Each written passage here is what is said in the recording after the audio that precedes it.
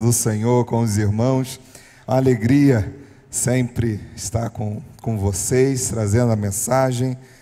Pela manhã estivemos lá na nossa missão, na nossa congregação, né? Agora os batistas chamam congregação de missão, Missão Batista Alhambra, trazendo ali o nosso pastor Mateus, da Junta de Missões Nacionais, pregou hoje lá pela manhã, ministramos a ceia do Senhor com os nossos irmãos. Quero aproveitar e convidar você que ainda não foi na missão, não teve lá nenhum dia, você, a PIB de Campo Grande, está plantando mais uma igreja, e você faz parte disso. Não só o Ministério de Missões está plantando a igreja, mas a primeira igreja batista de Campo Grande, ou seja, a responsabilidade também é sua. Então, quero convidar você a estar lá conosco na Avenida Alhambra 1134, no nosso sítio lá. Você que também ainda não conhece o sítio da igreja, pode ir lá fazer uma visita e participar conosco. Quero incentivar você a ir lá, nos ajudar na recepção,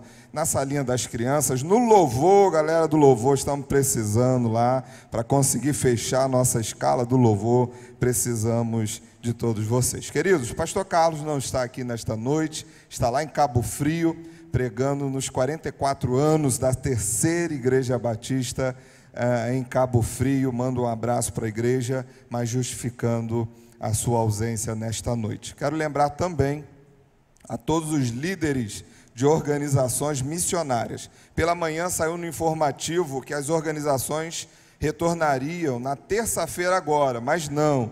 Teremos reunião de líderes. Então, todos os líderes de organização missionária, embaixadores, mensageiros, amigos de missões, compartilhando vida, tenda de oração, vocacionados, estaremos reunidos na sala 306. Vou conversar um pouquinho com vocês, vamos alinhar o nosso ano de 2025. E na outra terça-feira, dia 18, então você pode trazer o seu filho, a sua filha, que as nossas organizações estarão retornando. As crianças de 4 a 8 anos, amigos de missões, de 9 a 17 anos, meninas, mensageiras do rei, e meninos, embaixadores do rei. Amém? Você que não conhece, você que não veio de outra denominação, talvez, é um momento que nós direcionamos as nossas crianças para o trabalho missionário, para o estudo bíblico e também para a sua vida adulta que está chegando. Então você não fique de fora. Se você tem um netinho, um sobrinho, uma sobrinha, pode trazer também, que nós queremos fazer um grande ano de 2025. Ano passado nós terminamos com 120 crianças aqui, irmãos, toda terça-feira. Mas a gente pode multiplicar isso para a glória de Deus, amém? Abra sua Bíblia lá em Apocalipse, no capítulo 3, a partir do versículo 7. Continuaremos falando aí no livro do Apocalipse. Domingo passado, o pastor Carlos iniciou o livro de Apocalipse.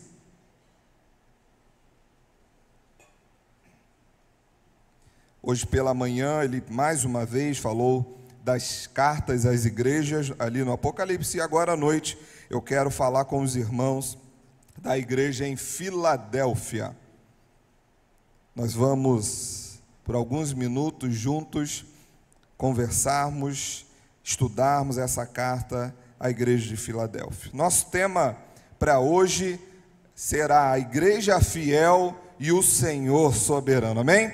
A igreja fiel e o Senhor soberano.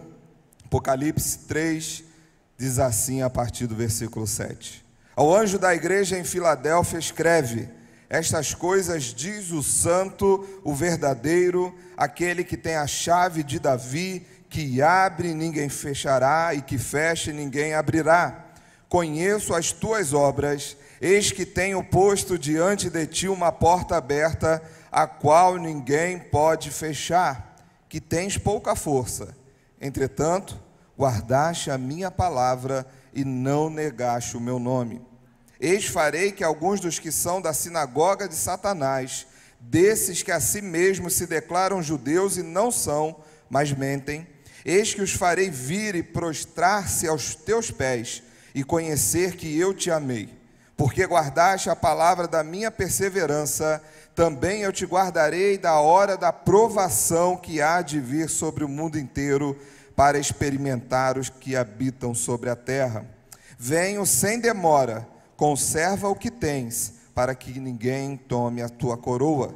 Ao vencedor faloei coluna no santuário do meu Deus, e daí jamais sairá. Gravarei também sobre ele o nome do meu Deus, o nome da cidade do meu Deus, a nova Jerusalém que desce do céu, vinda da parte do meu Deus, e o meu novo nome. Quem tem ouvidos, ouça o que o Espírito diz às igrejas. Amém, irmãos? Vamos orar mais uma vez. Pai, obrigado por esta noite, por este dia. Obrigado, Senhor, porque o Senhor é bom e a sua misericórdia dura para sempre. Obrigado, ó Pai, por este momento de culto, de oração, de adoração, de oferta, de testemunho.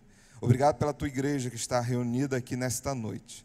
Conduza, Senhor, também este momento da palavra para a glória do seu nome, em nome de Jesus. Amém.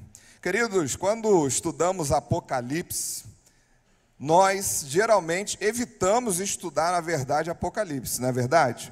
Parece que o cristão, ele tomou medo do Apocalipse, principalmente depois daquele filme famoso, né? Deixados para Trás, não é verdade? Quem é da época aí do Deixado para Trás? Levanta a mão.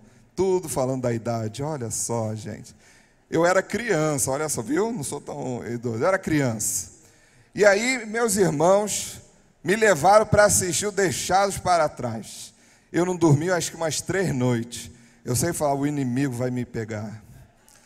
Ah, irmãos. E eu ainda fui ver Débora numa igreja que tinha a sessão do descarrego. Meu Deus do céu. Aí que eu saí mesmo preocupado. Mas, irmãos, porque nós aprendemos a verdade que o Apocalipse é para colocar medo. As coisas que realmente nós lemos, as figuras que são utilizadas aqui, pode trazer para você algum medo, alguma preocupação. Mas, na verdade, o livro de Apocalipse, ele vai trazer para a gente a revelação da plena soberania de Deus na história. Deus tem o controle do início e do fim de todas as coisas, amém? É então para nos alegrarmos, é para glorificarmos o nome do nosso Deus. Deus tem um controle da história. Ele tem um controle da sua vida. Ele tem um controle sobre todas as coisas. Queridos, só para que você relembre um pouco da carta, o livro de Apocalipse, o pastor falou um pouquinho de manhã, mas é bom a gente lembrar alguns dados históricos, geográficos dessa carta, para que você então possa se situar aonde João estava, para quem ele escreve, quando ele escreve. Então nós vamos sempre procurar trazer aqui para os irmãos alguns contextos e dados para você se situar. O livro de Apocalipse, o último livro da Bíblia, foi escrito por João, o apóstolo do amor, durante seu exílio na ilha de Patmos, por volta do ano 81 a 96, né? A gente não define ali um ano exato, porque as pessoas não tinham esse costume, né, de anotar ali o ano, a data, o dia, o mês, mas nós temos uma noção pelos relatos dos historiadores. Então, por volta do ano 81 a 96, depois de Cristo, então é escrito o livro do Apocalipse. E esse livro é uma revelação de Jesus Cristo sobre os acontecimentos dos fins do tempo e a soberania de Deus na história da humanidade. O contexto histórico no qual João escreve essa carta será essencial para que você compreenda a mensagem escrita à igreja de Filadélfia. Se não tivermos alguns dados, algumas informações, será muito fácil inventarmos alguma coisa para vocês. Alguma teologia mentirosa, alguma heresia, porque eu não sei alguns dados. Então preste atenção, depois revisite os sermões aqui da carta do livro do Apocalipse. O autor, como eu disse, é João, discípulo amado, que também escreveu o Evangelho de João e as 3 epístolas joaninas, 1 João, 2 João, 3 João. Ele era o último apóstolo vivo nesse momento. Foi exilado na ilha de Patmos pelo imperador Domiciano, que governou Roma entre os anos 81 e 96 depois de Cristo. Esse período da história foi marcado por grande perseguição aos cristãos. Por quê? Os cristãos se recusavam a adorar ao imperador. E nós vamos ver que todo o livro de Apocalipse, a revelação, aquilo que Jesus passa para João, é a adoração ao Deus Todo-Poderoso e não ao imperador. Os cristãos não se rendiam ao imperador, mas sim ao Rei soberano sobre todas as coisas. Então a perseguição aumenta no reinado de Domiciano, no Império Romano. João então foi encarcerado por sua fidelidade a Cristo e por proclamar o Evangelho. Lá em Apocalipse capítulo 1, versículo 9, ele vai confirmar isso. Estou preso porque anuncio o Evangelho de Jesus Cristo e por sua fidelidade a Jesus. Não há um outro motivo. O motivo é a pregação do Evangelho, como ocorre hoje com muitos dos nossos irmãos espalhados pela face da terra. Muitos irmãos estão nesse momento sofrendo perseguição. Oramos aqui mês passado por 3 irmãos nossos que estavam presos na Índia, foram soltos, graças a Deus. Mas muitos ainda estão. Coloquei hoje lá no nosso grupo de missões a lista mundial de perseguição, atualizada, 2025. Cada país e a forma de perseguição desse país. Tem um e-book lá com todas as informações para quem está no grupo de missões. Se você não faz parte, depois você fala comigo que eu te coloco lá. Então João está sendo encarcerado para que ele seja silenciado da sua pregação, para que ele não possa mais compartilhar esse evangelho, para que ele não possa mais conquistar novas terras para Cristo, novas pessoas, pela pregação do Evangelho, a atuação do Espírito Santo. O Império Romano vai achar que, colocando alguém na prisão, essa pessoa então ficará silenciada. E o que Cristo vai fazer ali é revelar a João, mesmo naquele isolamento, o que estava por vir, a revelação das últimas coisas. Esse é o nosso Deus. Ele vai além do que a gente possa imaginar. Para o Império Romano, João estava silenciado, mas no reino de Deus, Deus separou aquele momento para revelar ao seu servo o que ele desejava sobre todas as coisas, sobre o fim das coisas. Esse é o nosso Deus. Diante de uma realidade difícil, Deus transforma isso na pregação e na exaltação do seu nome por todas as nações. Nós continuamos. Essa ilha de Patmos era uma pequena ilha vulcânica no mar Egeu, usada pelo Império Romano como local de exílio para prisioneiros políticos e religiosos. João, como eu falei, foi enviado para lá como uma tentativa de silenciá-lo, mas foi nesse lugar de isolamento que ele recebeu a grandiosa revelação de Deus. Patmos media cerca de 34 quilômetros quadrados e tinha poucas condições de sobrevivência. Atualmente essa ilha, ela existe, hoje é um ponto turístico, pertence à Grécia, você pode visitar inclusive, existem muitos cristãos que vão à ilha de Patmos para visitar ali o que dizem ser a caverna que João recebeu a revelação. Mas essa ilha está lá, a história confirma, João foi preso, o Império Romano enviava os seus presos para aquele lugar, para que você possa se situar. E essas 7 igrejas mencionadas por João ali no Apocalipse estavam na antiga província da Ásia, hoje Turquia. Você pode visitar, pela manhã pastor colocou aqui algumas fotos, né? Muitas dessas cidades ainda possuem o mesmo nome, outras mudaram de nome, mas a região geográfica está ali. Éfeso, Esmina, Pérgamo, Tiatira, Sardes, Filadélfia, Laodiceia. Essas cidades eram grandes centros comerciais e religiosos importantes, influenciados pelo paganismo e pelo culto ao imperador. A igreja de Filadélfia está nesse contexto. Foi fundada a cidade de Filadélfia por volta de 189 a.C. Alguns historiadores vão dizer que foi pelo rei Átalo II, outros que foi o rei Eumenes II. Mas a história diz que eles eram irmãos, e eles se gostavam muito, eles eram leais um ao outro. Então, devido a essa fraternidade, eles constroem Filadélfia, que significa amor fraternal. Então, de uma lealdade, de um amor entre irmãos, é construída uma cidade, a cidade de Filadélfia, que significa amor fraternal.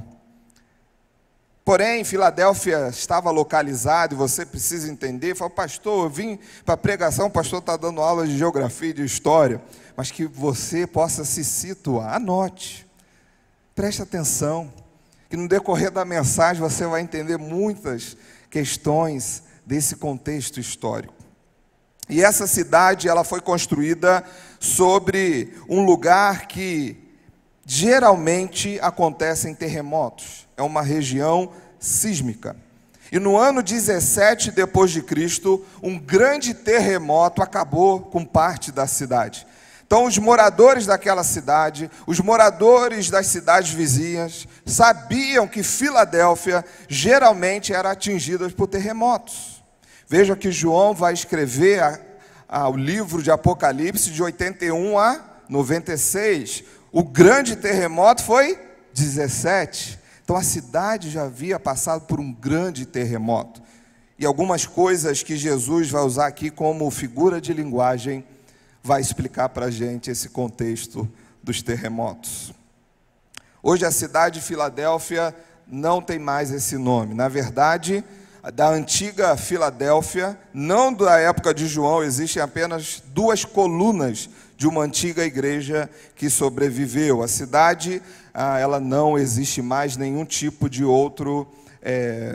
outras construções que ali poderiam ter sido feitas. Hoje o nome da cidade é Alaşehir, localizada na moderna Turquia, com uma população de cerca de 105 mil habitantes.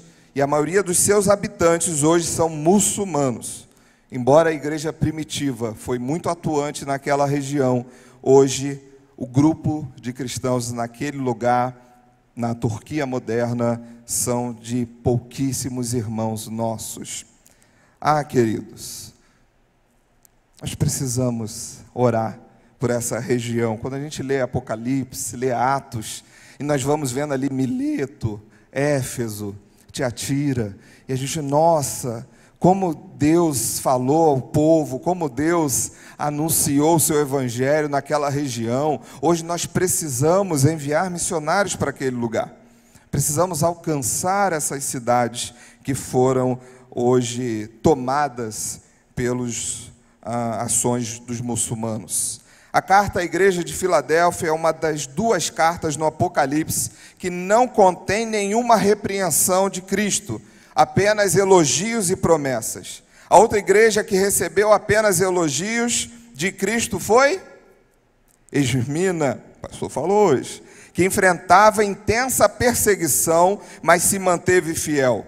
Ambas compartilham um elemento comum: perseverança sob provação. As 2 igrejas que são elogiadas por Jesus, as 2 igrejas que não recebem nenhuma repreensão, elas tinham algo em comum: perseverança sob provação. Enquanto Esmirna sofria com perseguições até físicas e pobreza extrema, Filadélfia era uma igreja pequena, frágil, mas permanecia firme em sua fidelidade a Cristo. A distinção entre essas igrejas e as demais é importante. Por exemplo, em Éfeso havia zelo, mas sem amor. Em Pérgamo e Tiatira toleravam heresias. Em Sardes estavam espiritualmente mortos. Em Laodiceia estavam mornos. Em Filadélfia, porém, representa a fidelidade verdadeira e a confiança total na soberania de Cristo. Assim como Esmirna, essas igrejas são modelos para a igreja de todas as eras e para a gente hoje. Ao iniciarmos, irmãos, essa mensagem, veremos como Cristo se revela como santo e verdadeiro, aquele que tem autoridade sobre o reino. Também veremos que Cristo encoraja a igreja a perseverar, garantindo-lhes proteção espiritual e uma recompensa eterna. Cada versículo nos mostra um aspecto da soberania de Cristo e a segurança dos crentes que permanecem fiéis a Ele. Amém? É um pouco do contexto histórico, irmãos. Se a gente for parar só para contexto histórico, a gente vai ficar só fevereiro, só com contexto histórico. Depois você pode ir para as nossas turmas de história. Uma delas é comigo. Você pode ir lá, história de missões, história da igreja, como que o evangelho chegou até nós aqui em Campo Grande. Você pode estudar com a gente na nossa EBD. Mas, queridos, é interessante que essas igrejas, elas recebem essa avaliação de Jesus Cristo. Algumas igrejas foram condenadas, foram reprovadas, mas 2 igrejas são aprovadas, são modelos para nós hoje, e foram modelos de todas as eras nesses 2000 anos de igreja. E eu fico assim imaginando quando João envia as cartas, e as cartas são enviadas para todas as igrejas, elas são direcionadas com os relatos de Jesus em cada igreja, mas o conteúdo é distribuído para todas as igrejas. Agora imagina o pessoal lá de Laodiceia lendo a parte de Filadélfia, ou o pessoal lá de Tiatira lendo a parte de Filadélfia ou de Esmirna. Esse pessoal deve ter ficado preocupado. Meu Deus, Jesus está olhando para a gente no íntimo do nosso ser, está reprovando as nossas ações. Agora, Filadélfia está aprovada. O que eles estão fazendo lá de diferente? Que o Senhor está dando aprovação, está dando nota máxima, mas nós estamos reprovados. Querido, já pensou isso? Já pensou se nesse momento Cristo está com o holofote virado para a PIB de Campo Grande, para você? Você vai receber uma avaliação de aprovação ou de reprovação? Às vezes nós, queridos, caminhamos na nossa vida cristã querendo a aprovação do homem, os aplausos do homem. Ah, o meu nome tem que sair, minha foto tem que aparecer, eu tenho que ser aplaudido. Ah, queridos, não se preocupe com a aprovação do homem, se preocupe com a aprovação de Cristo, porque é Ele que vai decidir se você vai para perto dEle ou se você vai para longe dEle. É Ele que vai te avaliar no final da sua vida. Às vezes a gente quer tanta aprovação do outro, e a gente cria uma máscara, coloca uma capa, só para que o outro possa nos aplaudir e falar, nossa, esse aí é bom. Mas quando chegar diante do Senhor, Ele vai falar, apartai-vos de mim, maldito, porque eu não vos conheço. Nós precisamos ter essa análise que Jesus faz das igrejas. E lá no versículo 7 diz, estas coisas diz o santo, o verdadeiro, aquele que tem a chave de Davi, que abre e ninguém fecha, e que fecha e ninguém abre.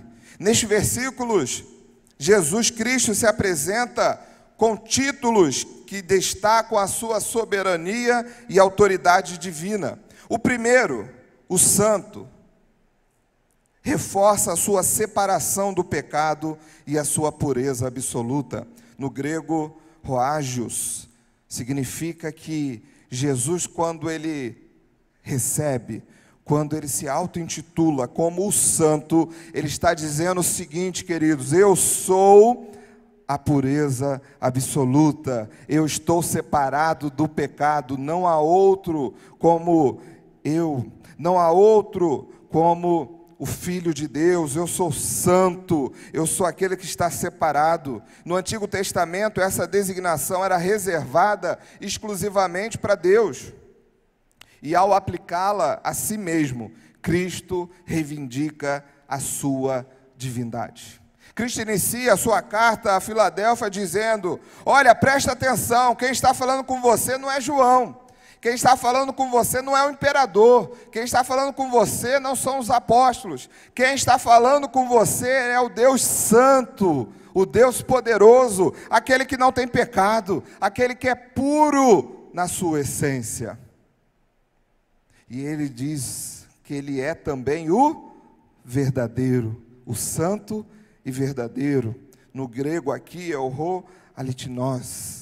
Enfatiza que ele não apenas fala a verdade, mas que ele é a própria verdade. Amém, queridos?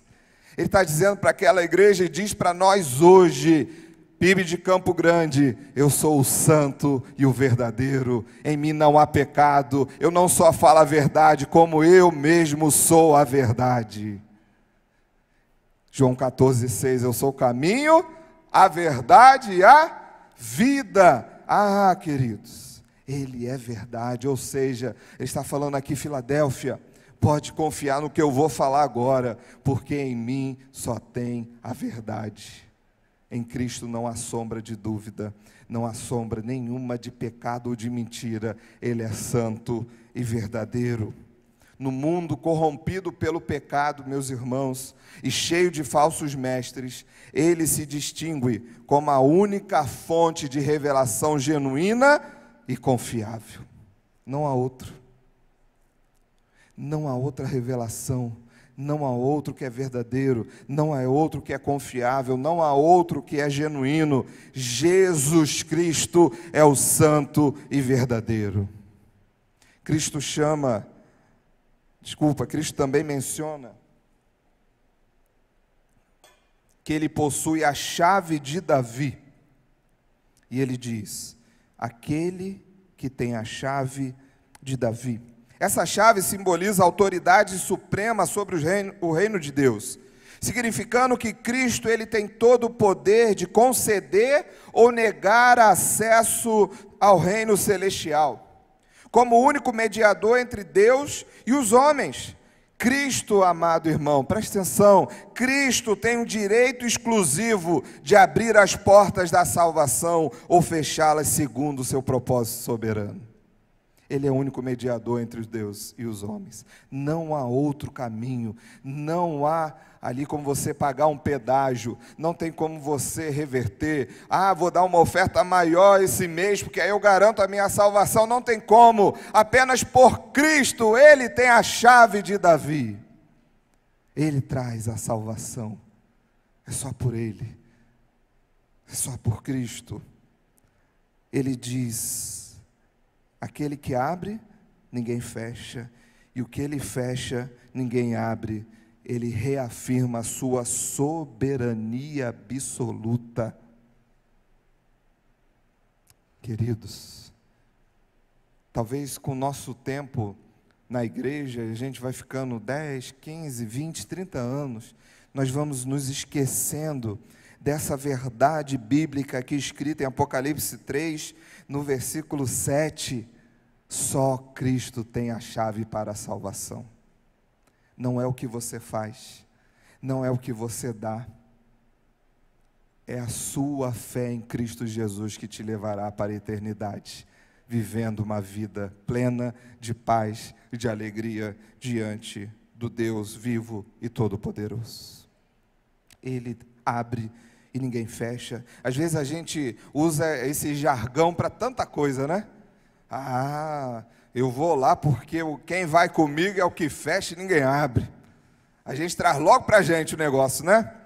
Aí eu vou, mas eu vou em nome de Jesus, porque Ele abre e ninguém fecha. Aqui o texto está falando, irmãos, de salvação. Quando você está salvo, pode ter certeza, você vai ter a segurança da salvação se a sua fé está em Cristo Jesus. E ninguém pode tirar dele, você é propriedade exclusiva do Senhor. Você é propriedade exclusiva do Senhor, Ele está garantido isso. Eu tenho a chave, louvado seja o Senhor. Nenhum poder humano ou espiritual pode contrariar os decretos divinos de Cristo. Aqueles a quem Ele concede a vida eterna jamais serão rejeitados, mas aqueles que o rejeitam não encontrarão outra entrada para o reino, queridos. Quem tem a fé em Cristo, tem a vida. E quem não tem a fé em Cristo já está condenado. Não tem essa da gente passar a mão na cabeça e falar, não, a gente vai dar um jeitinho aí, vai dar um jeitinho. Não tem isso não. Decreto divino é selado pelo sangue do Senhor. Não tem como ninguém mudar isso, querido. Não tem governo, não tem presidente, não tem rei, não tem ministro, não tem nada. Ele é o grande eu sou, o governador de todas as coisas. Ele é o Deus da sua vida, Ele é o Deus da sua família. O decreto do Senhor foi estabelecido e não há nada quem possa fazer ao contrário. Ele é Deus. Ele é Deus. Esse versículo, queridos, que acabamos de ler juntos, destaca a autoridade suprema de Cristo sobre a história e a salvação. Um tema central na nossa teologia. Cristo é o centro de todas as coisas. Sua soberania assegura que nenhum plano de vida pode ser frustrado. E que a igreja verdadeira está segura em suas mãos, amém? Você, igreja do Senhor, está seguro nas mãos dele. Você, igreja do Senhor, pode dormir tranquilo, porque o Senhor está cuidando da sua igreja. Você está seguro por Ele, você está segura por Ele, a sua família está segura. Não se preocupe o que pode fazer o homem, Deus está cuidando de nós, irmãos, a sua igreja. Ele é soberano sobre isso, Deus é soberano sobre a história. Versículo 8 diz, sei que, lá no finalzinho, tens pouca força, entretanto guardaste a minha palavra e não negaste o meu nome. Cristo elogia a fidelidade da igreja de Filadélfia, apesar da sua aparente fraqueza. A expressão pouca força aqui no grego indicará que essa igreja não possuía grande influência política ou recursos materiais, mas isso não significava que ela fosse espiritualmente fraca. Pelo contrário, Cristo a elogia por sua perseverança. Ele diz, você tem pouca força. Queridos, às vezes a gente acha que a nossa força como igreja está nos acordos políticos. Não é.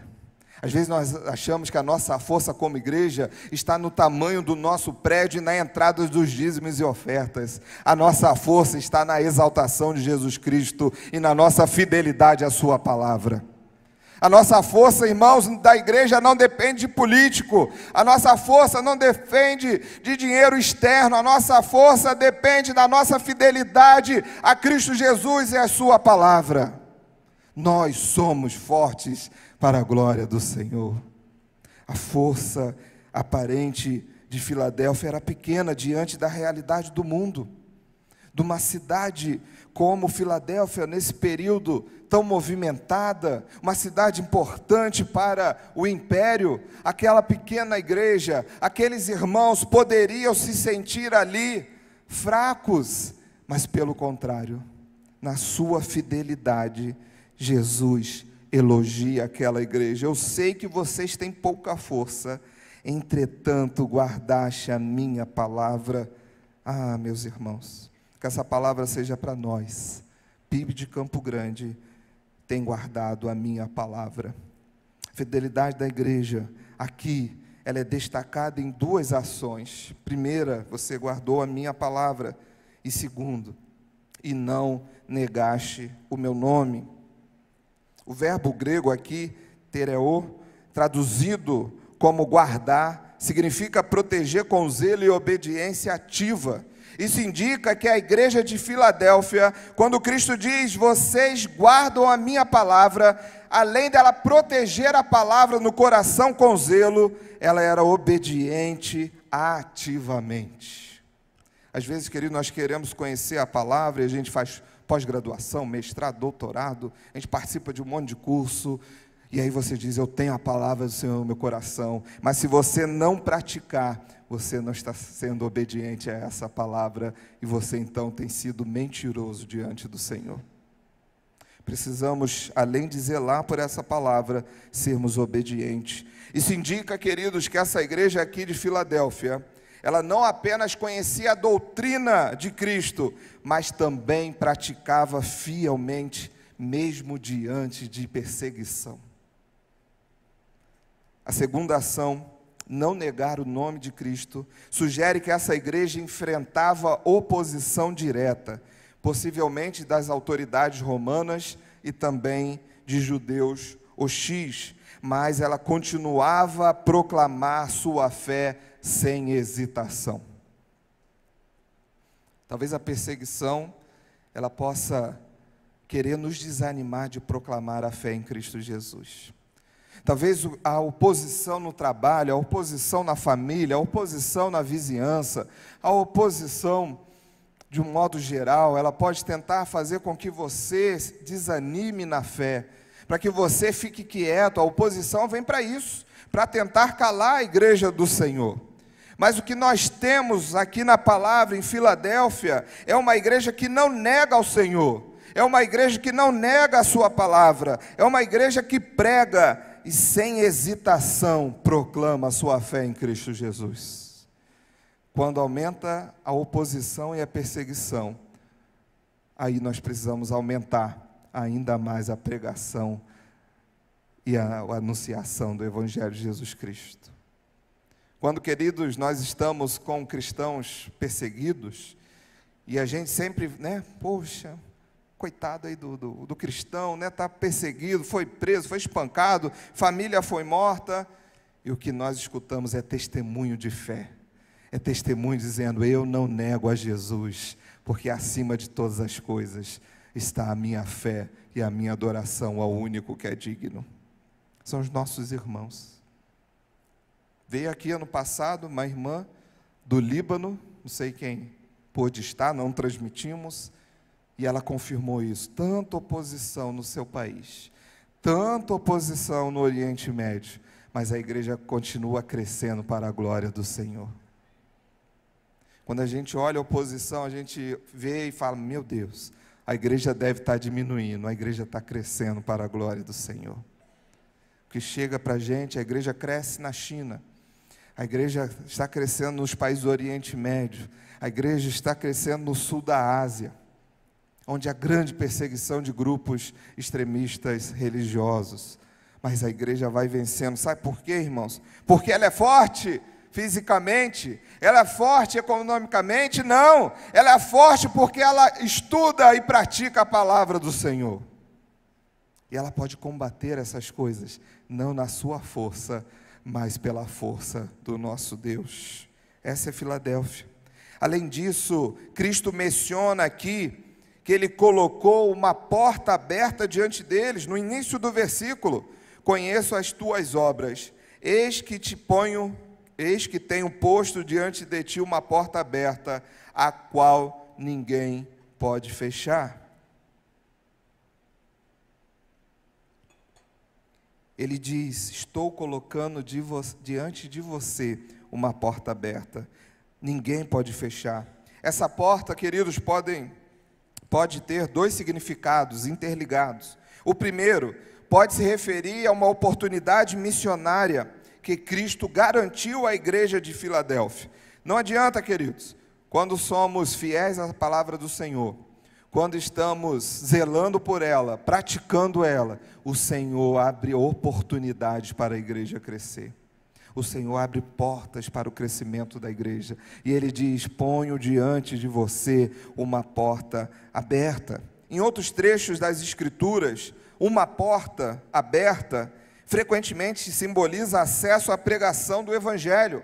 Paulo vai falar isso em 1 Coríntios 16, 9, olha: estou indo para Éfeso porque abriu uma porta naquela cidade. Nós vamos saber que depois Paulo vai ali ajudar a igreja de Éfeso por 2 anos, e aquela igreja forte vai ser uma igreja que espalhará o Evangelho por toda a Europa. Deus coloca diante de nós uma porta aberta, queridos. Em segundo, essa porta pode simbolizar o próprio acesso ao reino de Deus, uma referência à salvação eterna que Cristo garante aos seus escolhidos. Mas, amados, nesse contexto que estudamos, naquilo que Jesus está apresentando à igreja de Filadélfia, Deus está falando com a igreja, vocês estão aí de forma estratégica. Filadélfia, queridos, era um grande centro urbano e aonde a rota comercial do império passava por essa cidade. Além disso, os correios, né? Lá, acho que funcionava melhor que agora, né? Mas funcionava o correio do império, passava por Filadélfia. Jesus diz para aquela igreja: olha só, vocês são fiéis, vocês conhecem a minha palavra, vocês pregam a minha palavra, e agora eu vou abrir uma porta. Imagina quantas pessoas de várias nacionalidades, de várias etnias, de várias nações passam por Filadélfia, ou passavam por Filadélfia todos os dias. Aquela igreja tinha uma grande oportunidade de anunciar Jesus Cristo para todas as nações. E ela já tinha o que ela precisava: fidelidade à palavra do Senhor. Amados, talvez Deus esteja colocando uma grande porta aberta na sua vida e você não está prestando atenção. Se você é fiel ao Evangelho, se você é zeloso com o Senhor, você é fiel na pregação do Evangelho, Deus vai abrir uma porta estratégica na sua vida em nome de Jesus. Eu não estou falando aqui de promoção no trabalho não, tá? Deus vai me... pastor Felipe hoje, o culto foi uma benção. Falou que Deus vai abrir uma porta para mim. A porta aqui é da pregação do Evangelho, queridos. A porta aqui é para anunciar o que Deus tem feito na sua vida e na sua família.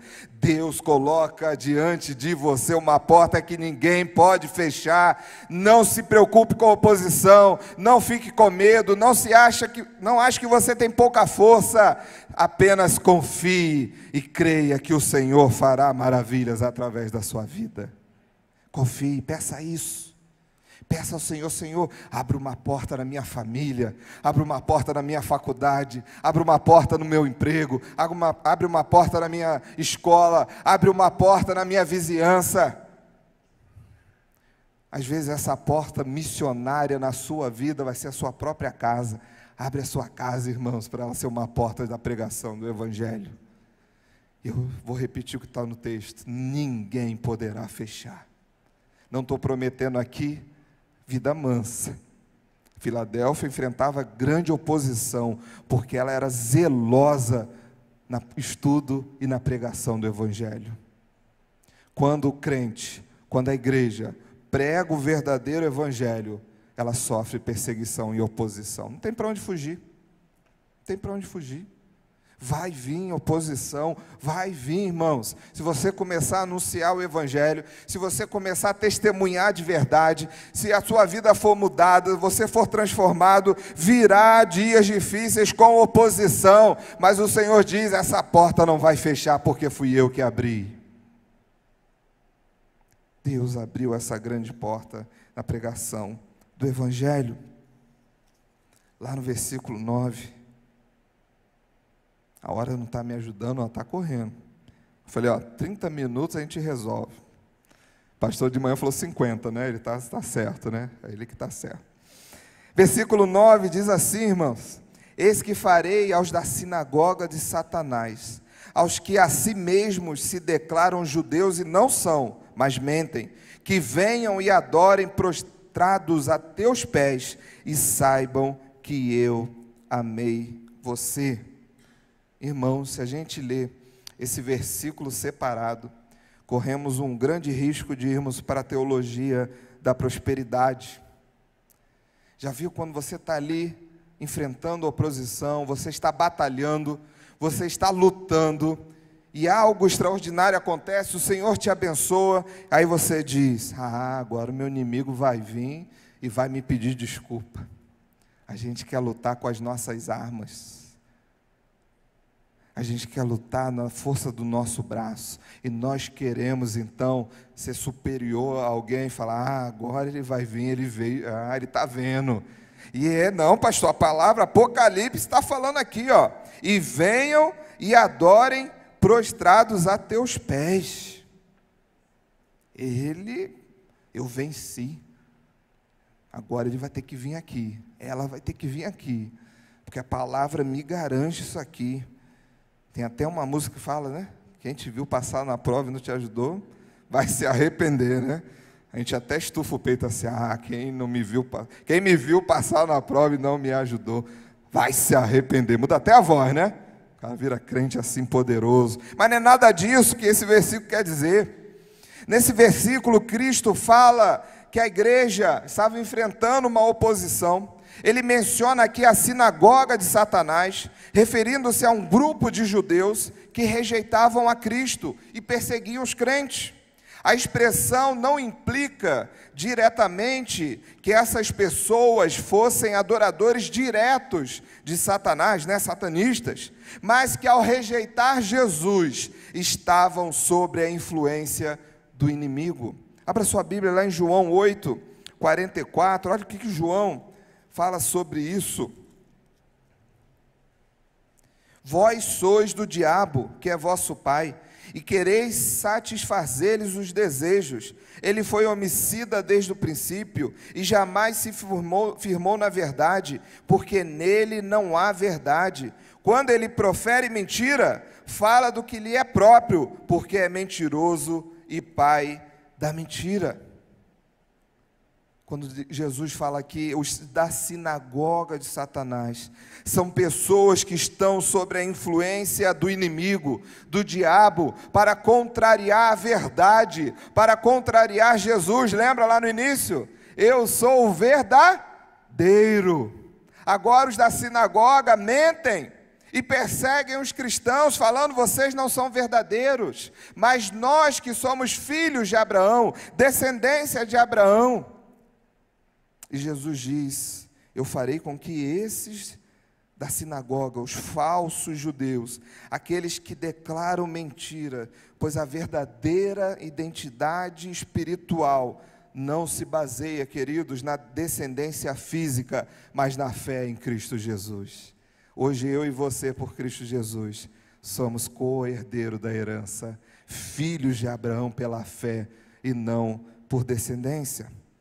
A promessa de que essas pessoas virão e adorarão prostrados não significa que os cristãos serão adorados, mas que os seus opositores reconhecerão que Cristo os escolheu e os ama.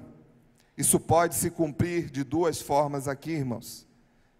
Alguns desses opositores que perseguem você no trabalho, que perseguem você na vizinhança, persegue, que eu digo, irmãos, em oposição à pregação do Evangelho, eles podem vir a se converter.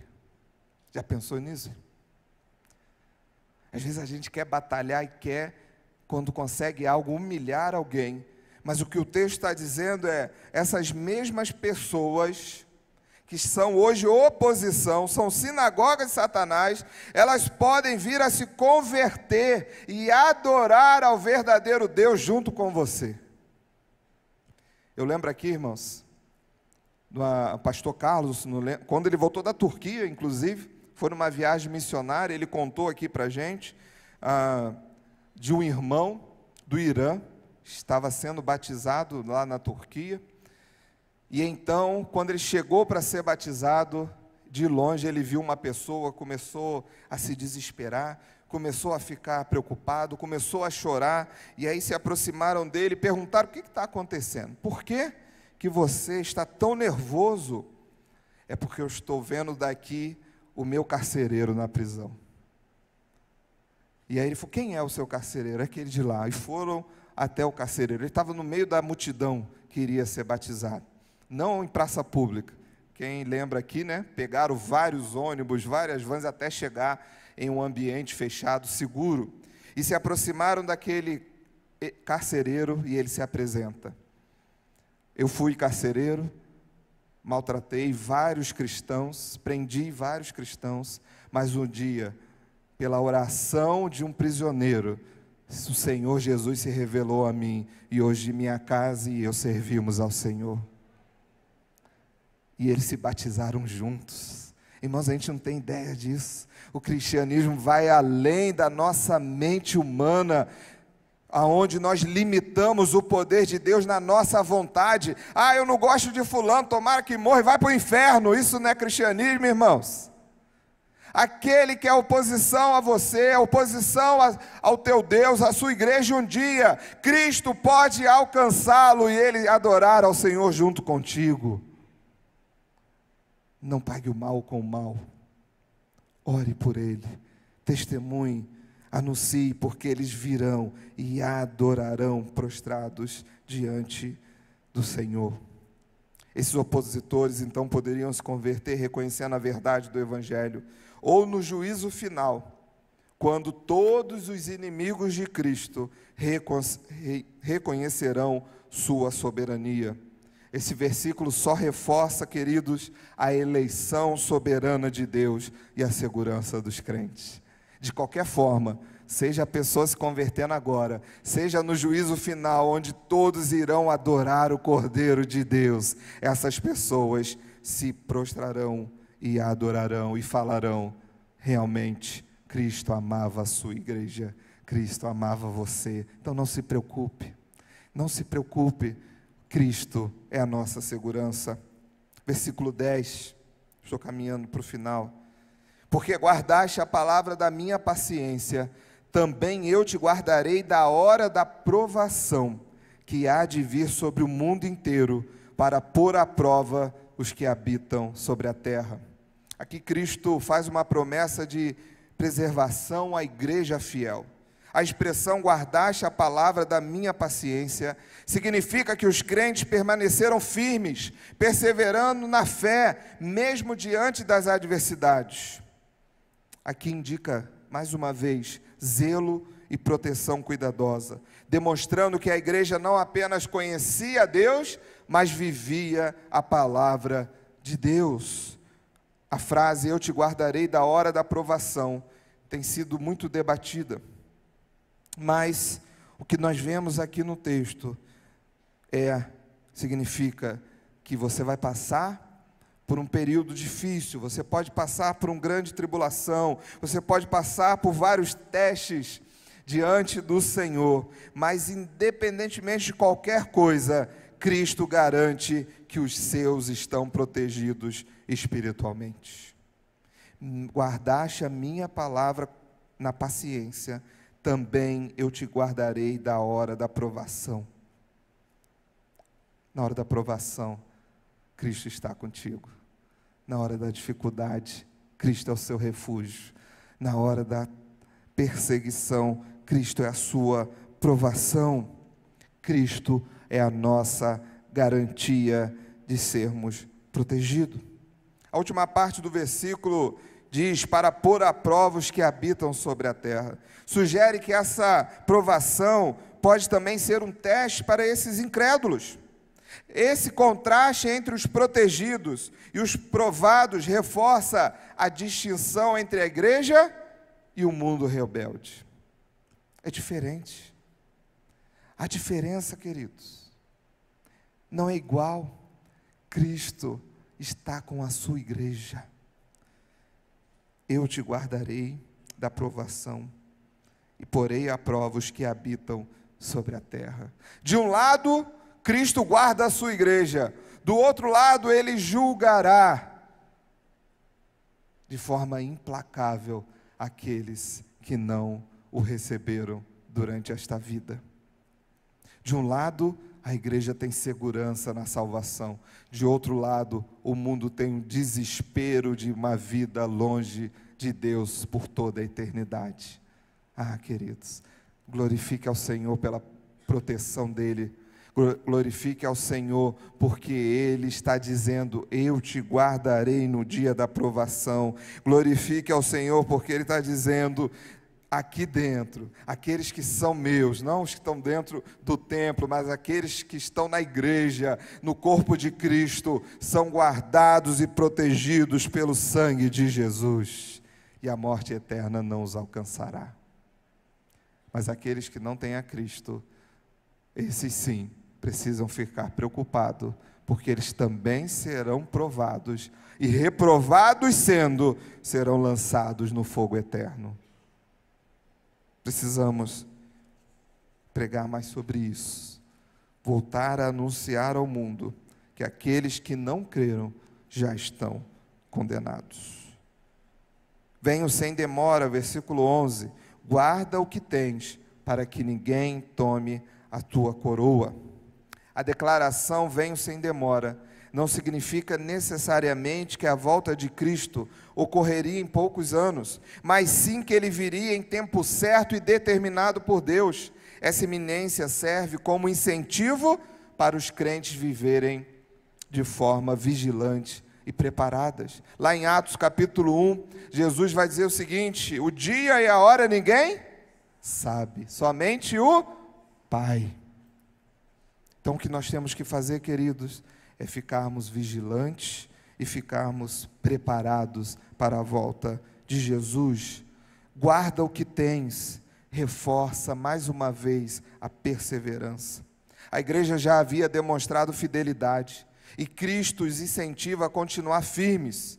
Esse conceito está alinhado com a doutrina da perseverança dos santos, que afirma que os verdadeiros crentes permanecerão para sempre com Cristo até o fim. A advertência para que ninguém tome a sua coroa não implica que um verdadeiro crente pode perder a salvação, mas destaca a responsabilidade da fidelidade contínua. Deus dará a todos aqueles que perseverarem uma coroa da vida eterna. Você tem uma recompensa, irmãos. Você tem uma recompensa. A sua vida aqui, você pode, mas pastor, tem uma vida difícil. Eu sei, irmãos. Mas você tem uma coroa reservada para morar eternamente com Cristo nos céus. Você tem uma recompensa. Você tem ali, diante do Senhor, queridos, alegria, paz, vida eterna. Lá no céu não haverá mais choro, nem ranger de dente, nem doença. Nós estaremos vivos diante do Senhor e nós receberemos dele a coroa para a eternidade. Nós temos essa garantia.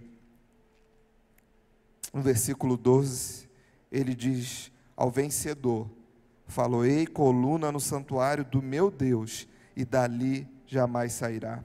Cristo promete aos vencedores um lugar de honra e permanência no reino de Deus. Quando ele diz a coluna no santuário, transmite uma ideia de estabilidade e segurança. Imagina a igreja de Filadélfia, que sofria com terremotos, a cidade que tinha sido destruída no ano 17 depois de Cristo. Agora a carta que João envia diz: vocês serão coluna no santuário, vocês têm estabilidade, vocês têm segurança. Irmãos, no mundo hostil, no mundo volátil, no mundo que não aceita mais verdade e mentira, nós temos estabilidade na nossa fé em Cristo Jesus. Nós temos estabilidade e segurança, nós temos o Senhor sempre conosco. A frase do Senhor diz: dali jamais sairá, reforça a nossa permanência eterna na presença de Deus. No Antigo Testamento, o templo era o lugar da habitação divina, mas no Novo Testamento, Cristo revela que os cristãos, os crentes, habitarão para sempre na presença do Pai na Nova Jerusalém. Amém, irmãos? Nós habitaremos para sempre diante do Senhor. Cristo também promete que escreverá 3 nomes sobre o vencedor, lá no finalzinho do versículo 12, o nome de Deus, o nome da cidade de Deus e o seu próprio nome novo. Esses nomes indicam para nós identidade, pertencimento e autoridade divina. Os crentes não são, irmãos, somente servos, mas filhos de Deus e cidadãos eternos do seu reino. Glória a Deus, irmãos. Glória a Deus por isso. Cristo nos dá identidade, Cristo nos dá pertencimento e Cristo nos mostra a sua autoridade divina. Vocês são meus servos, vocês são filhos de Deus e vocês têm lugar garantido no meu reino. Aleluia, Deus seja louvado. Quem tem ouvidos, ouça o que o Espírito diz à igreja. Deus está falando nessa noite. Para concluir, a soberania, o cuidado de Deus e a necessidade de permanecer fiel a Ele continua até hoje. Precisamos, irmãos, relembrar verdades fundamentais desse capítulo. Cristo é soberano sobre a igreja e sobre a história. Deus cuida daqueles que permanecem fiéis, amém? A perseverança dos santos é a marca de uma fé verdadeira e genuína. Filadélfia não foi elogiada por sua grandeza ou influência, mas por sua fidelidade e obediência. A verdadeira igreja de Cristo deve ser conhecida não por seu tamanho, mas por sua lealdade ao Senhor. E para isso, precisamos, queridos, aplicar essa palavra hoje nos nossos dias. Talvez a grande dificuldade hoje nossa seja o nosso relacionamento com Cristo diariamente. A vida corrida, os afazeres, nos levam a não ter um compromisso diário de fidelidade ao Senhor. Mas para sermos uma igreja como Filadélfia, não tem outro caminho. Precisaremos retornar a nossa fidelidade à palavra. Assim como a igreja em Filadélfia guardou a palavra, devemos priorizar o estudo e a obediência às Escrituras em nossa vida diária. Precisamos aprender, irmãos, a perseverar na fé.